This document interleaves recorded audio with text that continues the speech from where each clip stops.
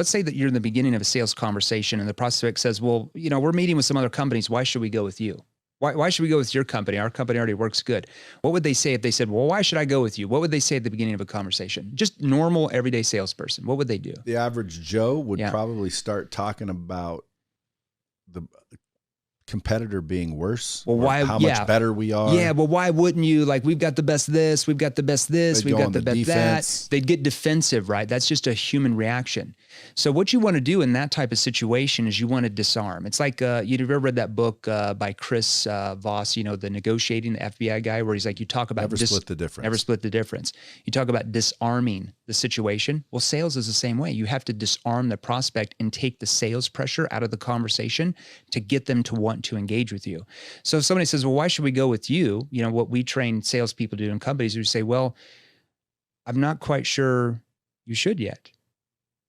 And I might need to know a little bit more about kind of what you're using now in that area, just to see if we could even help you in the first place. For example, and then I'm going to ask a situation question.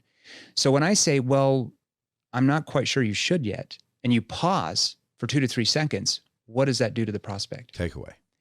It disarms them. It takes the sales pressure out, because number one, no salespeople have ever done that to them. They wouldn't even know that skill, right? And so when you remove the sales pressure, it automatically causes them to want to pull you in, to want to engage more, because you're more different. You're viewed more as like, wow, what's this? This guy's saying he might not even be able to help us. I better listen.